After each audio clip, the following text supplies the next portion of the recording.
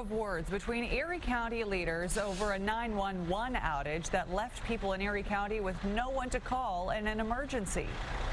Shame on them if they're going to try to make this a political thing, because I can tell you each and every one of these individuals have been up since early in the morning.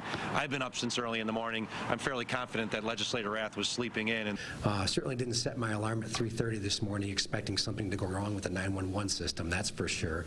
But when I did get up, I sprang to action. And you know what, to the county executive's credit and everyone else, they did as well. Impacted the system. Polling cars attacked Rath for governmental spending cuts. The legislator said he never would make cuts to public safety. But those tough words are really part of a much larger issue here. How did the 911 system and all of its backups completely fail at the same time? 7 Eyewitness News reporter Rachel Alzafan reports. This is where the equipment that runs Erie County's 911 system is kept. Overnight, a cooling system malfunctioned, shutting down those computers at 3:30 in the morning. The problem is the backup from Siemens that should have given us the warning that the HVAC system was down in the basement did not activate as it was supposed to. And then once the system was supposed to distribute calls through the Verizon Blade servers that they have, it did not work as planned. This is still high quality, the latest technology, and it has been maintained.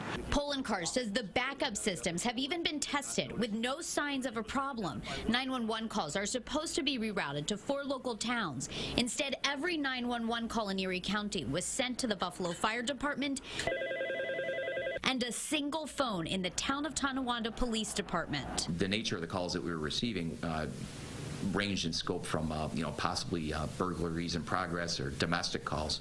The calls that we were receiving required immediate attention. Dispatchers had to call in the information to other agencies, and well into the afternoon, even though the 911 system was up and running, the computer system that organizes and sends out information remained down for at least several departments. We're back in 1995. Calls are being written as they're received on cards. They're being dispatched verbally.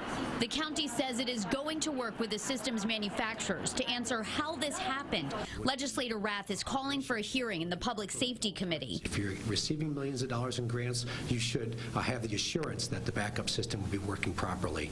So there are a lot of questions. And out of that comes this political war of words. I'm sure Legislator Rath will have a hearing. He likes having hearings, but he truthfully does not like to invest in infrastructure or individuals. We have never once cut funding to the 911 system or to the public safety initiatives when it comes to 911. A county spokesperson tells me those systems that failed inside this building were at least partially grant funded. It's not clear how much, if anything, the county contributed to the cost when they purchased those systems 10 years ago. In Buffalo, Rachel Alzafan, 7 Eyewitness News. And still with this story, we understand the county executive was able to take a tour of the 911 center this morning, but we were not allowed to go with him. We asked for a tour. That request was denied. All of the media had their request denied today. We've been told now that tours can be arranged at some other time.